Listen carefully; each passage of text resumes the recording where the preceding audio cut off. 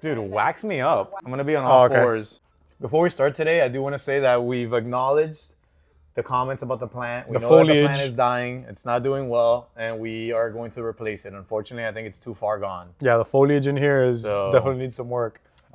We're gym guys. We're gym people, not plant people. Also, we were sold this as you don't have to take care of it. Yeah. You barely have to water it. Yeah.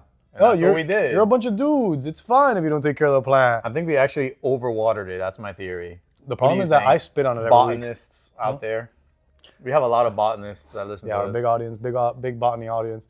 And I think that segues perfectly into today's episode. As gym owners, this is one of many responsibilities we've had to take on. And that's what they don't tell you. You know, you think it's all training people and fun and games.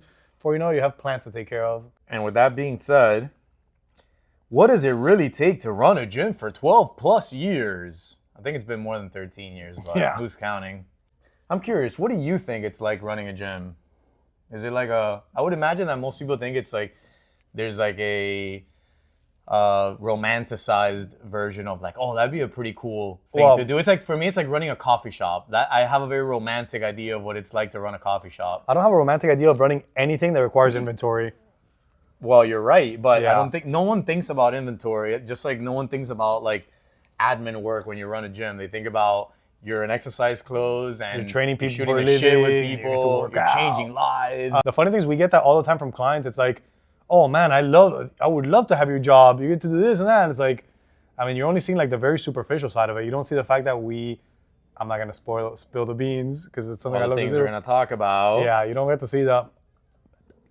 But yeah, superficially, people definitely romanticize it. And so what are we talking about today? Today we're talking about what it actually takes to run a gym. The reality, 13, 14, 15 plus years, however long we've been doing this. I've lost count. That's a long time. Julian didn't have white hair when we started. Exactly. There you go.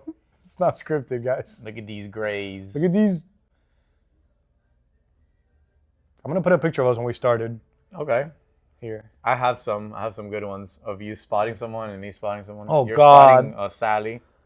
Oh, God. Or shall we put the one of the cake when you got your certification? Oh. That one's bad. Oh, it's really bad. I look like Jimmy Neutron. What's up, guys? Thanks for tuning in to another episode of the Beefit Brothers podcast. As usual, I'm disheveled, and that's Julian. We're here to gay. Leave it in. I don't know what I'm saying. You gotta leave both intros. All right, last intro. What's up, guys? Thanks for tuning in to another episode of the Beefit Brothers podcast. As usual, I'm disheveled. That's Julian. And we're here to bring you no fluff, no scientific jargon, straight to the point, exercise knowledge that we've come to crave. And fitness culture, and commentary. That stuff. Which I'm increasingly leaning more towards because I really like it. And it does numbers, apparently. Oh. You guys like watching commentary. Yeah, we do what you guys want. So whenever a trainer approaches me and tells me, you know what I really want to do? I want to open up my own gym. You know what I tell them? Don't you say that. Don't you ever say that. Stay here. Stay as long as you can. For the love of God, cherish it.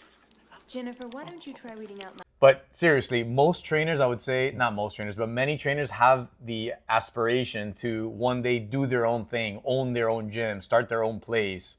And I do like when they approach me about it because I could just, like we're going to do right now for the next, 20, 30 minutes, I'm going to give it to you straight. I'm going to tell you all the great things about it, the not so great things about it, so that you know what you're getting yourself into.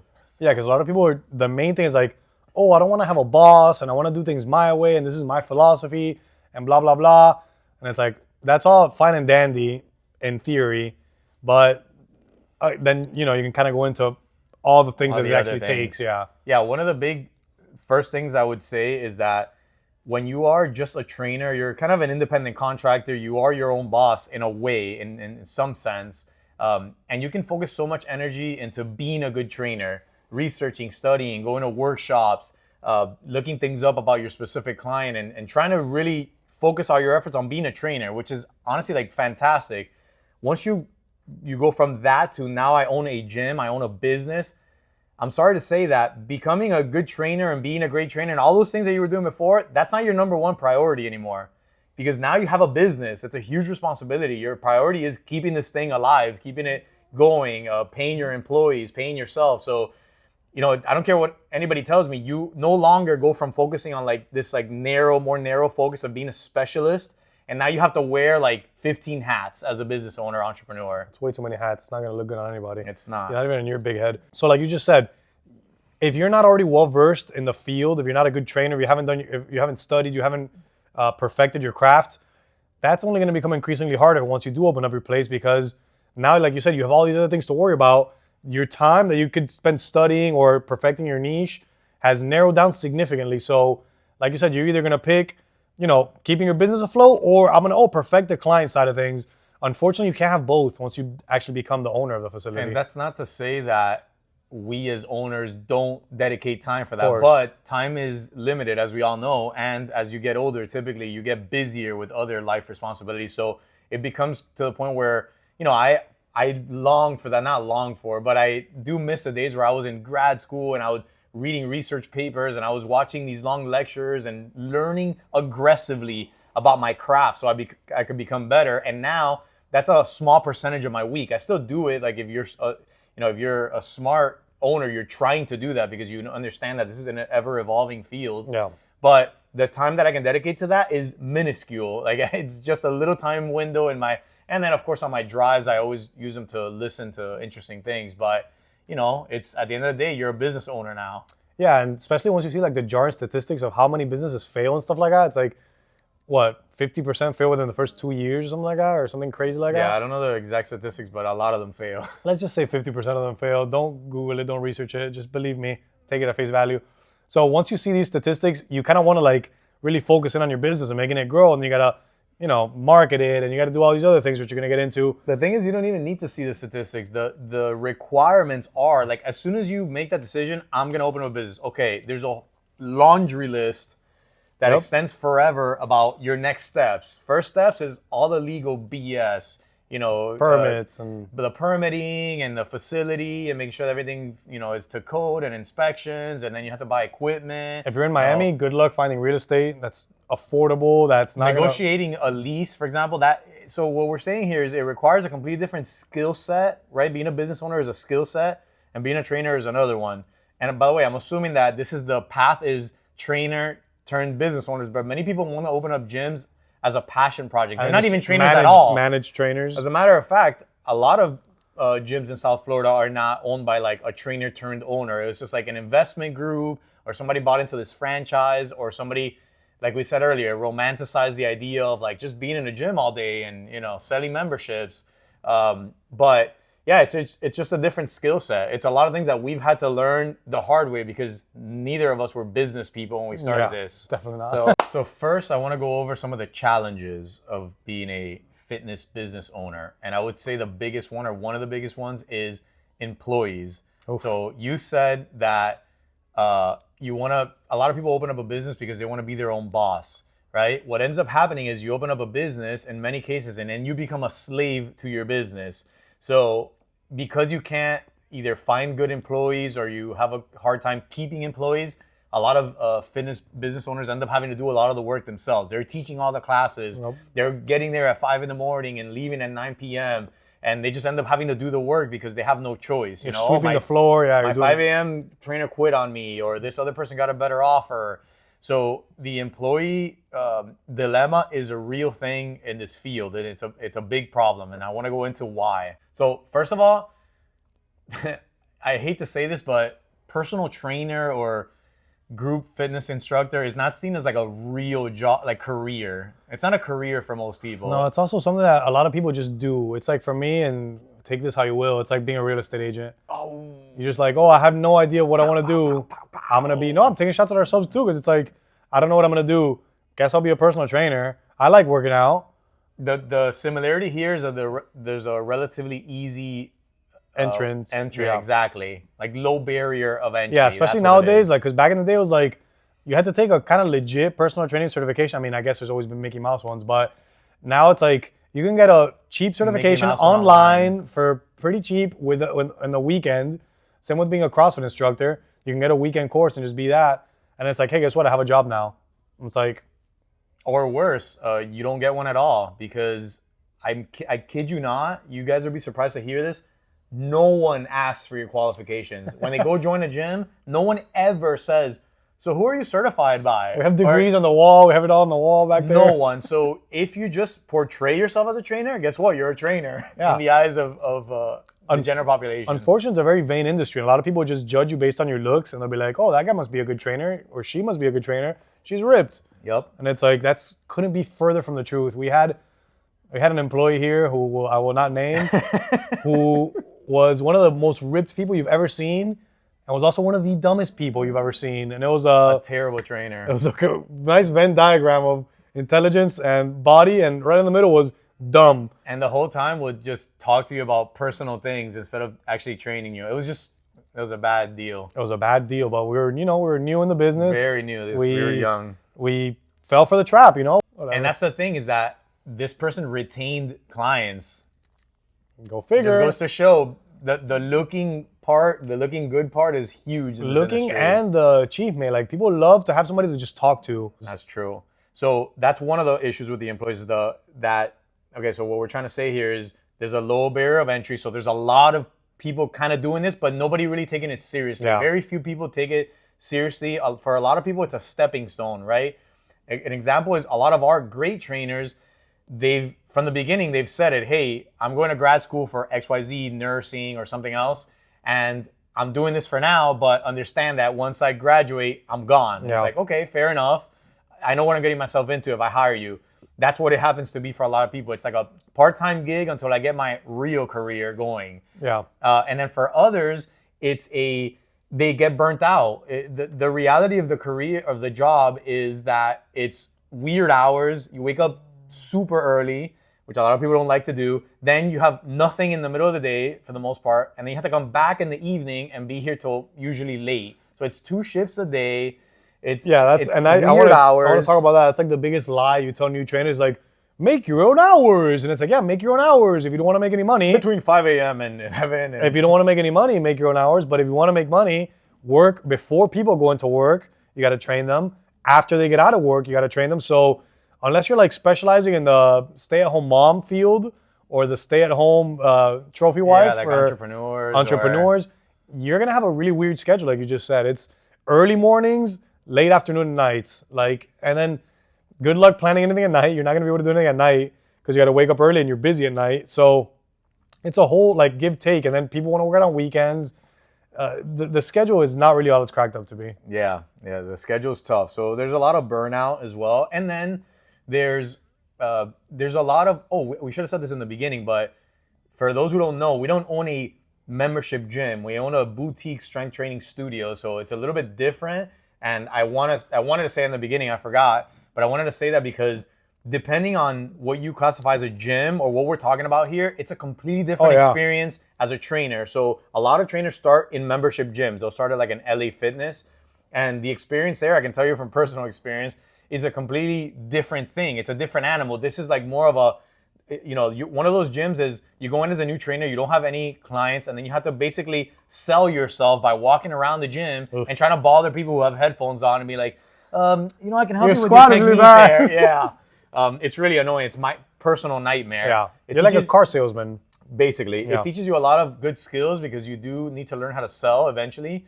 But what I'm trying to say with that is that trainers are constantly trying out gyms, so there's high turnover. They might try this gym, but then they get a better offer over here. Oh, let me hop over there. Yeah. So from our standpoint as the owners, we might have this great trainer and everything's going well, and it's like, hey, I just got an offer over there. They want to make me, studio manager at this place, or this place is closer to my house. Something as simple as that. So I'm just gonna go over there. So it's just a lot of turnover. Yep.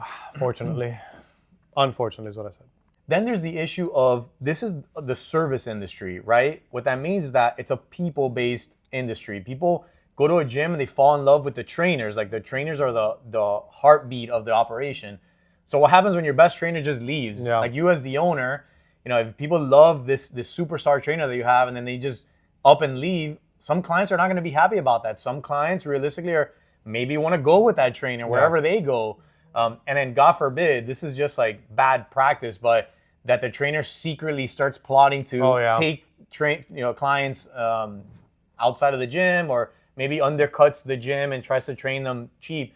And I've actually seen clients are the ones that offer the trainer, which is so messed up.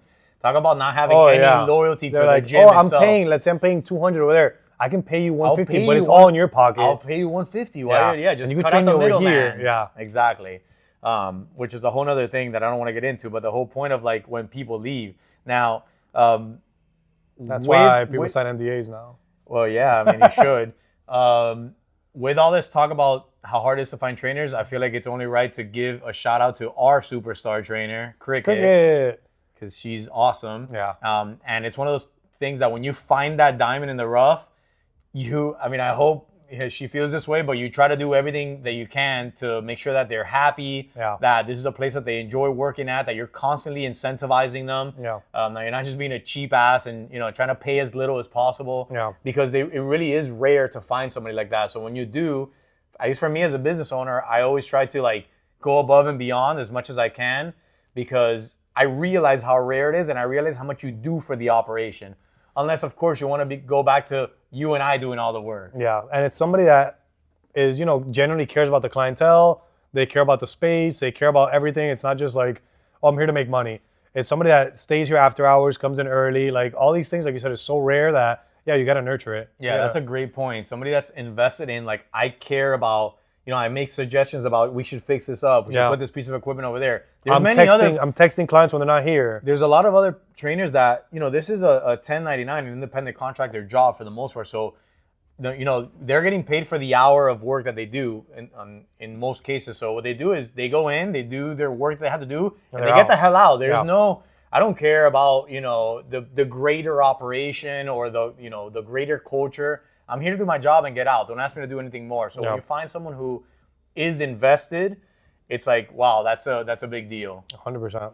Another hard part in our industry is staying relevant, which, as you guys all know, it's like, I think the fitness industry might be one of the most like trendy things. There's always something new, whether it's CrossFit, whether it's ClassPass, GLP-1s, whatever it may be, hot yoga. There's always something on the rise. What the big boy is right now? It's killing everybody. What is it? Can you guess? GLP-1s. Pilates. Oh, yeah. I should have guessed that. Killing the game. Should have guessed that. Which, by the way, I want to have a Pilates expert on the podcast. I think you guys will enjoy that. If you know one. I want to, I'm sorry, I'm going off the topic here, but I want to talk to them from a like outsider strength guy's perspective of like what do you think people love about Pilates, but we'll do that on another episode. But anyway, yes, ever changing. Yeah, so you got to either evolve or die or stay true to your roots. If it's something you're confident in, like we've done for 12, 13 years, sure, we've evolved things, like our challenges have changed, our systems have changed. But for the most part, our bread and butter is strength training, and that's what we do. And we know that's what's most effective. So why change what works? But to push back on that, the reason we've been able to stay the same is because strength training has been on the rise. So like imagine you were like a boxing gym. Boxing is on the decline. Cycling, spinning is on the decline. I know this because I read industry statistics all the time. So you have to reinvent yourself if your thing is not trendy anymore. But that's what I'm saying. Like I do believe that what we do is the most important facet of fitness. For sure. So we haven't sold out. And we haven't sold out. We're exactly. Gonna put punching bags in the which people have, Pilates machine. People have clamored for, and people wanted it at the other BFit. Put punching bags so you could use it once and never again. Yeah, great idea. No, we're not gonna do it. Put a cold plunge so in 3 years it's obsolete. No, we're not gonna do it. Like, I'm very proud of the fact that like you and I both have this personality of being like staying rooted in like we know what works, we know the principles. That's not to say that's not being hard-headed. Yeah. It's just that I'm not gonna go for this trend if I don't really, really believe in it, especially at the cost of precious space, right? Like what, I'm gonna put a cold plunge and take up training space. I'm gonna put people want me to get a Stairmaster and a bunch of bulky equipment. No, like we don't do that here. Yeah. It's not that type of gym. And we're certainly not going to put boxing bags because boxing is something that everybody wants to do for a month and then they get sick of it and they don't want to do it again. I'm sorry, but it is what it is. And everybody's technique is dog shit. I'm not going to be here having people mess up their wrists and hurt themselves to do shitty punches. I'm not going to do it. But we have evolved in many other ways. We are constantly switching our program and improving it. What we've evolved the most with is like branding, social media content, educational content. This podcast, we started this like a year and 8 months ago. So we are evolving in that way, and I'm always keeping track of like what are the trends, what are people looking for, what's important. For example, right now, training for people who are on GLP-1s is important because they're losing muscle and they're not, they're getting weak. Their heads are getting big. Losing all the weight. They're getting Ozempic face. Yeah. Things like that. We're like, okay, this drug came out. We got to figure out We got to what our space respond is. to it. Yeah. Exactly. So, we are always constantly changing our things. And like you said, you either evolve or die unless you've created such a special first principles. And I think community is important where people are like, nah, this is my place. I'm not going anywhere. Yeah, 100%. Like a lot of people, like CrossFit has kind of been dying out in the last few years. It's definitely like you guys can argue with the wall. It's not where it was 5-10 years ago. It's not in Doesn't sense help of popularity. that the founder made racist remarks. Whoop! That doesn't help at all. But the fact is, it's not something that's sustainable. It's not something that's But it's a tried great and true. community. And But that's it's a why they're great still community. around. So there's a lot of them still there, but the buzz just isn't there. So they're not making as many new sales, I would guess, as they once were. But to their credit, a lot of them, the good ones, are evolving. So a lot of them they sneak in the CrossFit part, right? And they don't associate themselves so much, some of them, with the word CrossFit, because CrossFit, as soon as you say it to people, they have already a Preconceived notion, yeah. Exactly. It's like, oh, we just do cross training. They can say cross training, Wink. they can say strength training, Yeah. they can say it's a gym, your neighborhood gym. And again, they do the community part very well. So I don't think they're going, for the most part, I don't think they're going anywhere. Yeah, that's fine. They have great They do good facilities stuff. too. They Like, do good stuff. I don't know how they find them, man. How do you guys find these warehouses? Yeah, they are nice. And but how do you find so many people that don't care to work out without AC? That's what I want to know. Yeah, send those people to us. Like, are our clients just like spoiled? Yes. Are you guys spoiled? Another thing I want to add to this particular part of the conversation is that there's a difference between, and by the way, this is me being completely transparent, which I hope you appreciate, that this is we give you the truth here. And it's like, well, maybe you shouldn't be saying that, but there's a difference between giving somebody the perfect workout program that from scientific principles and all this research and all the stuff you've studied, and giving something like, there's the business of fitness, right? What people will respond to. What I'm trying to say is that people love feeling like they're dying. They love feeling like they sweat. They got to work out. My watch told me I got burned my ass 800 kicked. calories. I got my ass kicked. Is that the best way to work out? No, it absolutely isn't. There's a way to work out where you're not dying in every set. You're resting properly. You're not really sweating that much because there's a lot of rest in between, but you're doing solid strength training. Yeah. Can we do that? Especially when it comes to general population? No. So unfortunately, we're always playing this tug of war between giving people what they need and what's actually proven, and giving people what they want. Because if you don't do what people want, at the end of the day, like, you're in business. Yep. You got to do what people want. What they need, So 2-minute rest intervals and 2-minute compound rest, lifts. sit around for 2 minutes. What literally. they want, an ab circuit. So What they want is to throw some bullshit in between to make you feel like you're doing a lot more. It's like, so all right. you'll get your ab circuit. I will at the never end. understand it because God knows it's much easier to do it the way we work out. Yeah. So whatever. But you guys want to be busy and heart rate up and all this stuff? Fantastic. Well, and now we're not saying we're selling out No. and not doing things properly. We do things the best we can, but we do give you a little bit of, oh, you guys want more ab work, right? Yeah. Even though you're working your core the whole time, more ab work. Yeah, even though you might not realize it, you just did farmer's carries, but you want to do crunches? Whatever, we'll do crunches. Here it is. You want to get your heart rate up? Let's get your heart rate up. And for some reason, I don't know why, this tends to be mostly with the female population. Do you guys have ants in your pants or something? Like, they can't fathom resting 2 minutes. Well, there's one biological reason for that, which is that women recover faster between sets than men. But that's not what you're talking about. It's like a psychological Psychological, thing. you got to be like, oh, I like my Orange Theory class because I'm constantly moving. I like this type of class because I'm constantly moving. I'm doing this and that. My Like, theory with that is, and you guys let me know if I'm right or not. men are lazier. No, it's the fact that a lot of people go to a workout class to clear their mind, to not think, to forget about the work stress or the kid or this and that. And they don't want to be standing around thinking. Standing around can be a little bit boring. And some people don't like in our classes, we have a community. So a lot of times the standing around is where you catch up with people. You talk to the trainer, you talk to the person next to you. And people like that. That's why they come to be fit. But other people are like, I'm not there to talk. Yeah. I'm not there to sit around. Let's go. We've been here for a minute. we've Let's been go. here. Let's Yeah. go. I just want to move. Go from one thing to the other, not think, and get the hell out and do it as fast as I can. So there's a lot of fitness businesses that cater to those type of people. And let me tell you, they're winning. Like they're They're doing really good. 100%. I mean, they sold out big time, but it's what people want, I guess. I mean, as long as you guys understand that that's not the best way to train. Yeah. They can tell you all they want about HIIT and this and that.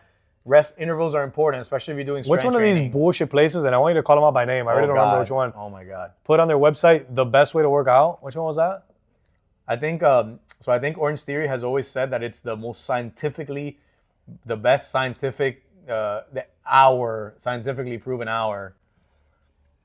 That's not true. But anyway. Okay, so let's talk about the importance of community and how that plays into like the reality of owning a gym. How important would you say that community building is? Man, I want to say that it's like 80% community, 20% workouts, why people keep coming back, honestly. And I don't even want to like... I hate that, and I hate to hear that, man. I know, it's true. I know, because we 100% bust our true. ass with our workouts trying to make it as scientifically effective, the best hour you're ever going to get, training.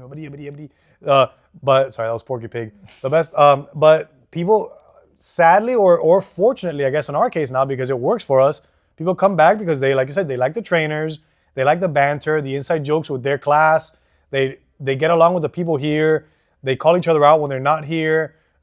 They miss each other, which is great. It's great for us because we kind of like, we're just giving them the workout. We kind of step back and they chat amongst each other. The rest. Yeah. So I would say it's incredibly important. Like, it's super important. And so I have this idea for a reel that was like, it starts with like, one of the things you notice when you live in South Florida is it could be the middle of the summer and you're driving by a park and you see a group of like 8 people working out. It's like 100 degrees, humid as hell. And you ask yourself, why the hell are these people crazy? Like, what's wrong with you? Why would you do that? And the answer is, it's a group of people that like each other. Yep. It's as simple as that. So what I'm trying to say is, here's why I think this is bad, because you can give people the most dog shit workouts, the shittiest program ever, but as long as they're in the right community, they're gonna do it. Yep.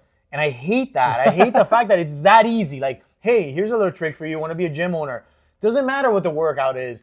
Get the right type of coach, somebody who's like a glue that can get the people together, inspire them, and literally make them do anything. Yeah. But make sure they're sweating and they're working really hard. They're gonna come back. Somehow they're gonna come back. In the 100-degree weather in Miami, they're gonna come back. Because humans are social creatures. They'll do pretty much anything. Now, you don't have to go that far as like being a gym owner. Look at Humana, Medica, like all these little viejito facilities, like old people centers. That's what they do. Here's some Dominoes, here's some snacks, here's this and that. Everybody get in here. Whether the doctor sucks or not. Hey, Filomena and Alberto are coming every Tuesday and they get the party going and we're all here to chat and chismear and do all this stuff. Can we do a little side tangent here? What is it about you and me, or you and I, that are immune to things like that? Because I'd like to think that I'm a little more objective about, like, if I'm going to pick a medical center, I'm going to look at the qualifications of the doctor. I'm going to look at the medicine, the practice, right? Because I'm not a very social person, and B, I'm here for that. And I'm not there to just mingle and talk shit. I'm here because I want the doctor to help me, right? Yeah. I think you just said it. We're not very social people. You think that's what it is? Yeah, and I attribute it to our job. Like, I call mine my social battery. My social battery burns out from working with people all day. By the time I go to my doctor, I don't want to be there and chismear with 5 other people. I already did that today. I'm good. Like, I attribute it to somebody like I just said, the old people, the person that doesn't isn't talking to people all day. They work from home maybe. They come here and they let it all out. I think we're talking about different things, because it's not. I'm not talking about. I don't care for the social aspect. What I'm talking about is, if there's a community here with a shitty doctor and a community here with a good doctor, I'm gonna like try. If I'm going somewhere and I'm like, you know what? Are these workouts even working like properly? Let me look it up. Let me chat GPT, which we have in our pocket. Maybe you don't like the community of the good doctor. Okay, but I would have to have tried a few to find the community, which I appreciate if people like gym hop until they find the right community. But what I'm saying is, why tolerate a mediocre thing just for the community? Like, to me, the community doesn't supersede or it go above the quality of the said product. Now, if you're not a fitness professional, how would you know they're not a good fitness instructor or facility? That is a whole topic that we could dissect. Now, obviously, if you've been going for 3 years and you haven't seen results, you can kind of put 2 and 2 together. But if you're just starting off... So that's one of the biggest problems that I don't know how to solve. It's not just a fitness industry problem. You could be a great lawyer. You can be a great technician, right?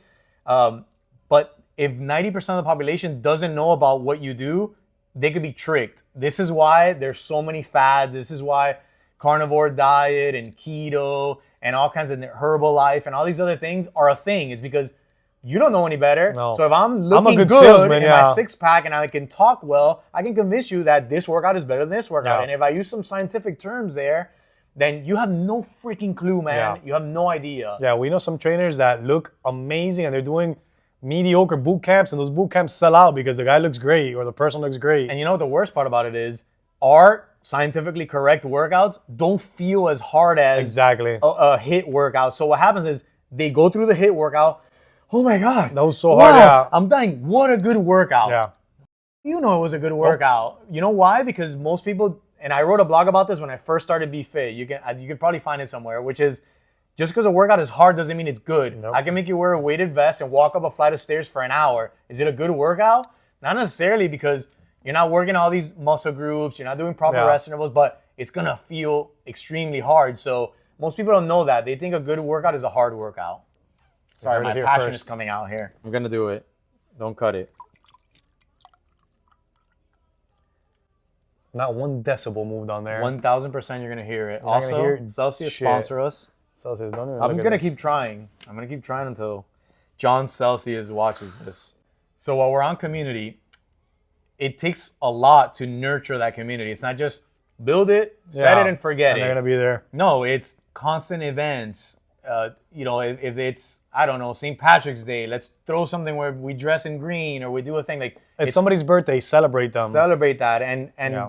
it's not to say that that's like tedious, but it's time consuming, and it's something work. that you have to plan. You have to have a calendar and know, okay, this Friday is this person's As birthday. two guys that aren't good at planning we're like events and terrible stuff, at it, man. it's not easy. So we're so lucky to have help from our clients like Vicky, from our trainers, And from like our marketing Rain, guy, Joey. Rain, Joey, Vicky, Cricket, Thank all these God, people. yeah. Thank Seriously, God for thank them. God for Rain. Yeah. Thank God for Vicky, because you, like, people who are naturally better about Yep. those things, like, it comes more natural to them. And mind you, they don't have to do any At of all. this.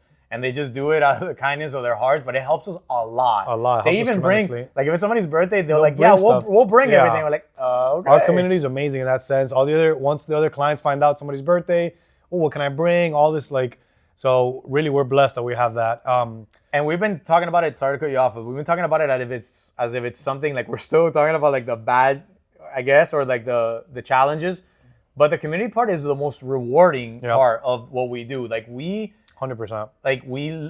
my day to day is fantastic. We come here, we laugh, I we say it build all genuine the time. relationships We have with the people. best clients. Like, we're so lucky. I feel exactly the same way as you. We talk to our clients more than we talk to anybody else, to friends, family, like, except each other, obviously. But They all talk outside here. They have group chats. They they work with each other. Yep. They recommend each other for things. You know, they're doing a happy hour this Friday. Yeah. Like they all plan together. We didn't plan any of it. we've had baby showers. We've had everything. We've had it all in here. And you know, like people, I guess we're crossing over to the good side now, but like people come in here all the time and complain about their job. I don't complain about my job. no, like, me neither. like my day to day is great. Yeah. It's fun. Yeah, I've never once have been like, ugh. I mean, every once in a while, obviously, you get a bad apple, but they don't really stay for long. Let's talk about so when I talked in the beginning about how fitness isn't going to be like being a good trainer isn't your priority. Let's talk about what my priority has been for the last like 2 years. And that's, Marketing. wow, how'd you guess? Well, I don't know because I don't read do the you have, scripts. do you have script? These are not scripted. I don't like when you say that. These are not Outline. scripted. You said the word script. You said No, you had you the said script. I don't read the script. But then you Lay it also back. said I. No, you, So without marketing, you don't have a business. Yeah. So one of the things that I completely neglected for like 8 or 9 years, and I'm not kidding, 8 or 9 years of doing this business is like real proper marketing. Why don't you have a sign? I was the type that if you build it, they will come. Your You know, product is like, good enough. Yeah. Be a good trainer, and you know what? That does work to a certain extent because referrals and all that. But my main priority, and you know, shout out to Joey who's listening to this. By the way, Joey, our marketing guy, you guys don't know him, but he listens to these podcasts multiple times. He makes sure that he timestamps everything. He uses all the keywords. Like if you've never looked at the description of the YouTube video, go look at it. Yeah. That takes a lot of work. Like that is not something that magically happens. Same with our branding, the way our message, the way the words that we speak, the way the landing page looks, the funnel, the customer journey, all these things that I've had to learn because guess what? I'm not a marketing guy. I didn't study marketing. I didn't study business.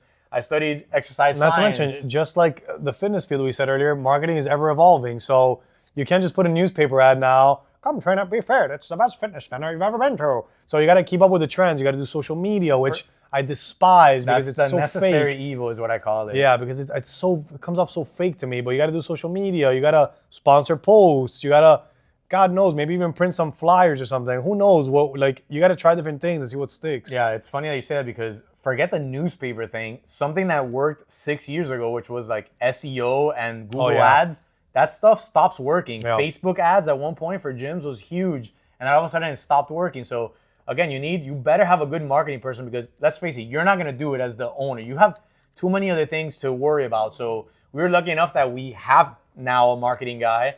But for many years, you can't afford that. No, you can't and then, like pay you somebody said, just to do that. And you said SEO. SEO becomes something that's you're competing with these bigger places. Let's say you're a small studio like us.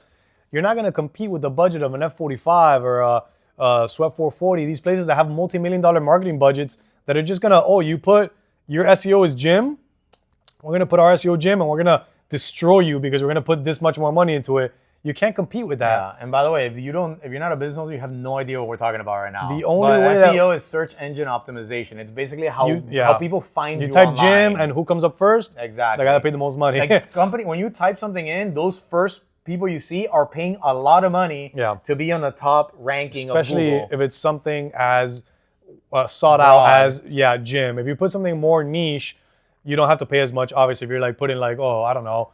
But strength training for pregnant amputees. The way to think about it is a competition. It's a bidding war for the big word. For the so attention. the more money I put into this word, the more I'm going to rank higher. So exactly. There's I know it sounds confusing, and that's the whole point. A lot of us, we didn't get into it with any of this knowledge. So there's a big tension between... Or you don't want to. Or you don't want to. You're passionate about exercise. There's another thing that trainers are notoriously bad about, which I don't know what it is about us trainers, but it's selling. Like, a lot of trainers, as soon as you mention the word selling, like you have to sit there and sell a package, it's like, ugh, like I hate that. I'm not about that life. And I was like that for a long time until I realized, number one, I better sell. That's how you make money. That's how you make money. And number two, I don't think about it as selling anymore. I'm thinking about it as solving a problem, which is what sales basically is. Now, a lot of times things get scammy, and that's why people hate salespeople because they're trying to sell you something you don't need. We're not selling you snake oil. We're not selling you a car that you might not need, that you might be overpaying for. And we turn people away. Like if people legitimately can't afford it or they're looking for something else, hey, look, there's a gym over there that's $10 a month. You know? I've sent people now. For sure. So that's what I try to tell our new trainers. Where it's like, don't think about it as I'm trying to sell you something like a car salesman. Like this is the person walked through the door because they need help. They need help. So you're offering the help to them. Exactly. And the way I always sell it too is that to the trainers is that if they're not gonna do it through you, which is a very proper way to do it, they're gonna go with the next guy. They're gonna try to sell some bullshit. They're gonna fall for it. That's what it is. They're gonna fall for it. So try to get them to do it the right way with you. Yep. Last thing I'll say about marketing is that if you train here, you notice that we're constantly taking videos and pictures of you, and that's something that in the perfect world, I'd rather not have my trainers constantly taking pictures because they're supposed to be coaching, right? Yeah. But again, it's a necessary evil. It's what every gym does. It's a way of free marketing. And I don't mind that as much because people like to watch themselves work out and they like to post and be proud of themselves. That's the thing. It makes you feel good about yourself. So which is, whatever. Again, it's part of the process. And you do like everybody. Fitness is a status symbol, like we talk about a lot on this podcast. Yep. So everybody likes that you took a video of me doing pull-ups and then I get to show that to all my friends and repost it. And for us, it's kind of win-win.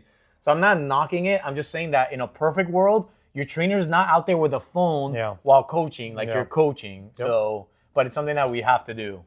All right, now we're done with all those obstacles, and I'm sure there's more that we haven't even thought about. Like we didn't talk about all the admin work. Like people think that I leave here and my work is done until my next client. No, like the real work. Yeah, you never really stop. You never really stop. One of the jokes I always make when I'm taking out the trash and I'm dealing with people's shit papers in the garbage can. I'm like, become a trainer, they said.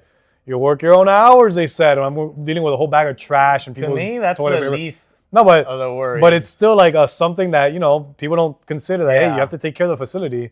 Yeah, like it's one thing is to work while you're training people, and then the other thing is doing the numbers, the finances, the management part of it, like working on your employee handbook and, you know, operations and There's challenges coming up. the what freaking little steps gym we have. software sucks, guys. All gym That's software sucks. That is a huge little secret that nobody tells you about the industry is that they all suck. We've gone through them all. If you've been in the fitness industry for a while as a trainer or just working out, you've used all of them. You've used Mind body, push press, Vagaro, Vagaro. You've used them all, Acuity. and you probably hate them all too because they all suck. from the user side and from the admin side. But yeah, I mean, there's a million more challenges that we didn't talk about, but I don't want this to be like a 2-hour podcast. I think they get the point that you wear many hats and wear a lot of hats. you have to As you can basically tell. delegate a lot. But okay, let's talk about the good stuff. There's some good stuff. All right, guys, thanks for tuning in to another episode. No, like we said earlier, I've never complained about my job. I love what I do. I get to spend time with you. I get to spend time with all our clients who are great. They make, you know, they're funny, they're kind, they're like, honestly, it's the best. And most Vibe attracts importantly, your tribe. I'm not sitting in a desk. I can't imagine sitting in front of a desk. I would probably like be miserable. No offense. It's funny because so my wife works remotely and she works sitting at a desk, right? And she's getting the opportunity to work more, right? Because she's doing really good. Good job, babe. You're awesome. But then she's like, you know, the more I work, like I go from a 20-hour week to a 35-hour week or whatever. That's 35 hours of sitting, and I'm like, damn, I never thought of it that way. And yes, you can get a standing desk, or you can get, which is crazy. No, you can get one of those walking pads, and you're like artificially walking nowhere, which I think is great, by the way. I think it's awesome that those things are becoming in style. But the amount of people that just sit for 40 plus hours a week, man, that sucks. I tell people all the time. This is the only time we sit. I know. I tell people all the time, like, set an alarm every hour on your thing to get up, walk around, stretch a little bit. Nobody does it because what you just said, you're hard. destroying your spine. You're hurting yourself sitting that long, and it's a necessary evil for them. I'm sure most of them think that's one of the biggest benefits for you guys is that you get to be active. We're burning calories all day long, which is, one of the perks of that is you don't have to restrict your calories too much because if you look at your watch at the end of the day, you walked 9,000 steps and you burned this many,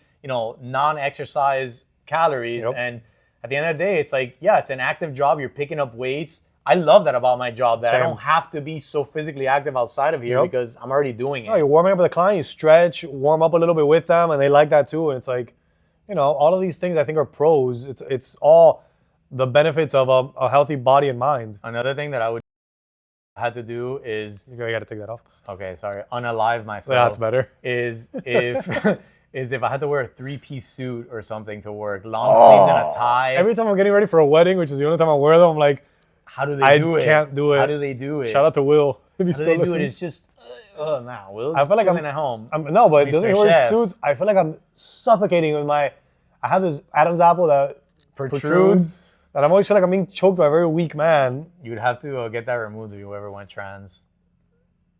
So I can't imagine like having to put on a suit every day and having to deal with the heat. And I mean, it's criminal to have somebody wear a suit in like South Florida weather. It's funny to the people in Brickell that are in their 3-piece suits on mopeds. Los pobres. Que miseria. Yeah, so a big perk is look how we're dressed right now. Always. We're chilling. I live in a tank top. Yep. So that's obviously a perk, as simple as that might seem. Another one for me is, and this is something I really value, especially after having kids, is the work-life balance. Now, I know that we talked about how that could be a bad thing, but I'm blessed to have gotten to a point because I no longer have to wake up at 4:30, 5 a.m. I've built my life that way.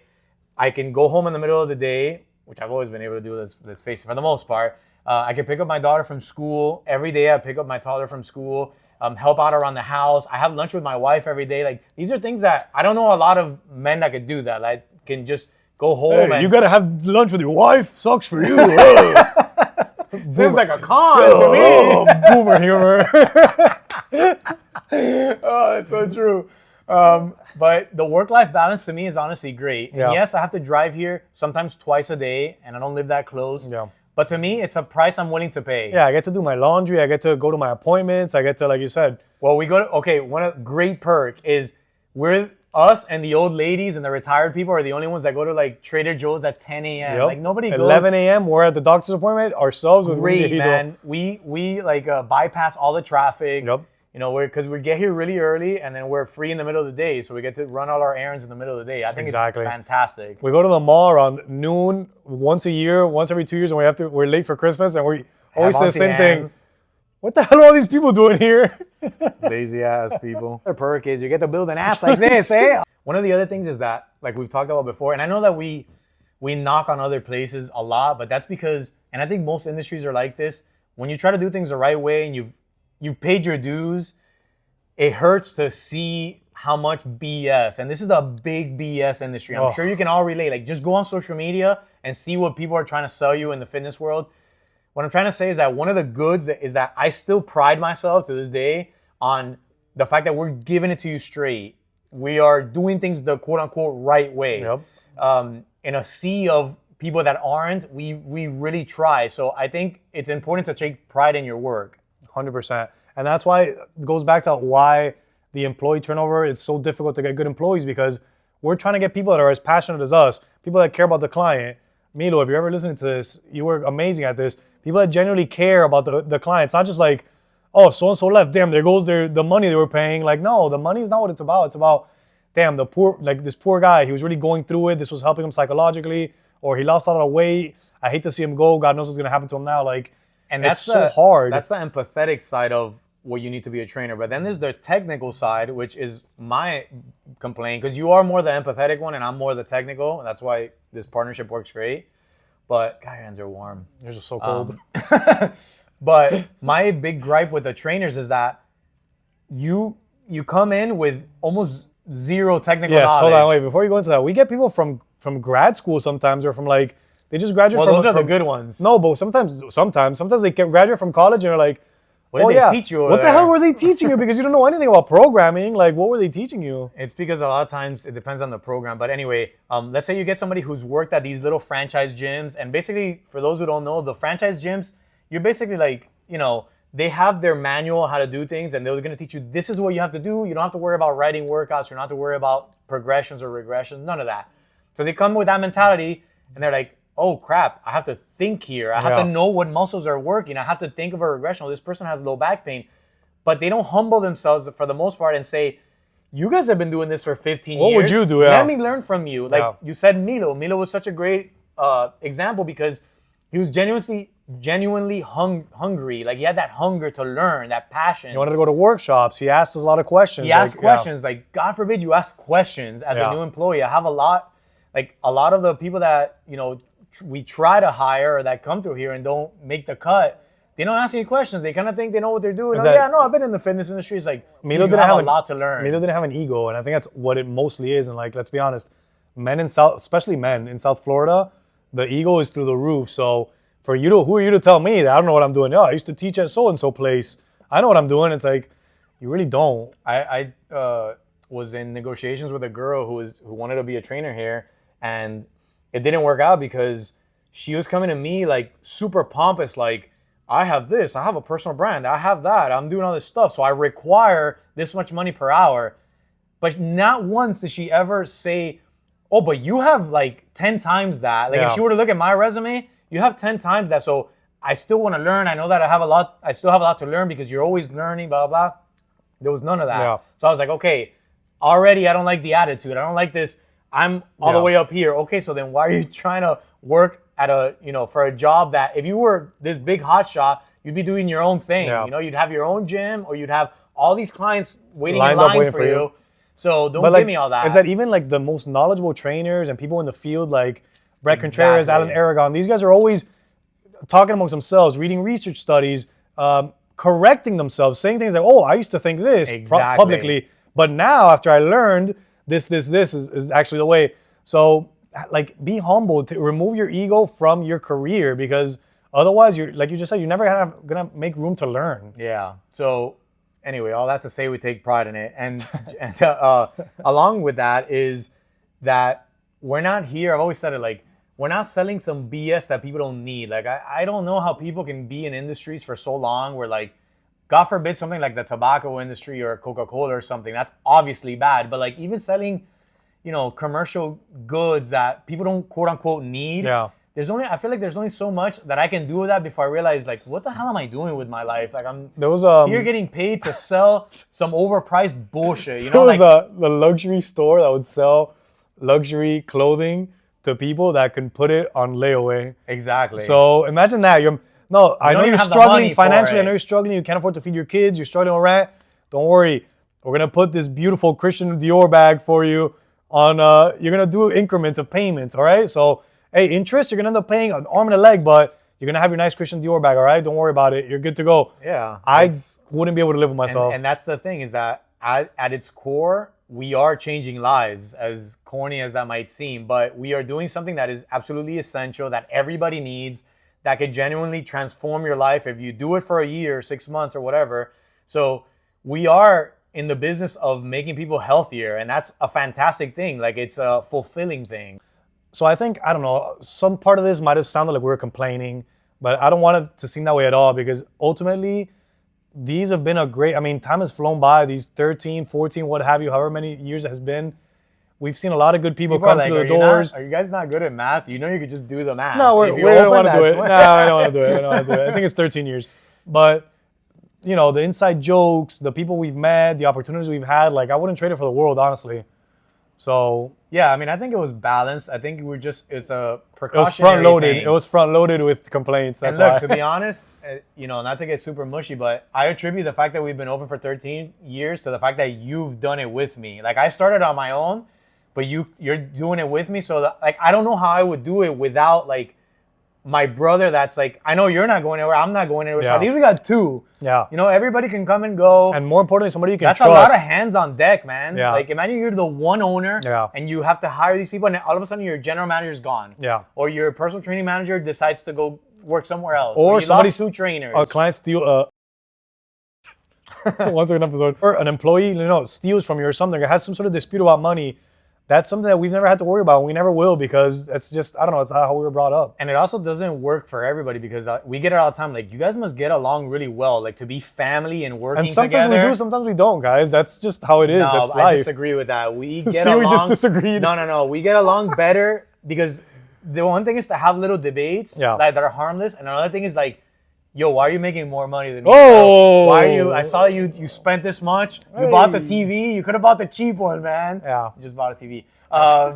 So it's like, we don't have disagreements about the big things. And that's why we've been able to work. And honestly, we're compatible. Like, a lot of times when you try to work with family or friends, it ruins the relationship, because I want this and you want that. And I feel like you're taking more. Yeah. Or I want to take the gym this way and this person wants to take it the other way. So again, I feel like, yes, we're an outlier because we've been open for so long, but we also have, like, an unfair advantage in the fact that we have each other. Yeah, and like you just said, we fit well because you're very forward thinking and you always want to, try to push forward, and I'm more like relaxed, so I'm never going to fight back on most things. So I think that also adds to our congruency in that aspect. There's definitely there's a complementary personality types there. Definitely. We fit together like a puzzle. God, that was weird. That was very weird. I want to zoom in on that. All right, guys, we hope you learned something today. Even if you're not in the field, I feel like it was kind of an interesting topic. But with that being said, thanks for tuning in to another episode of the Be Fit Brothers podcast. And thank you to those who take the time to comment. It really helps us a lot with engagement. So we appreciate you. There was a lot of comments in our last video. And if you're sticking around to this point, then you're one of the good ones. Appreciate Thanks, Danny. How about we kiss? You'll have to take it there.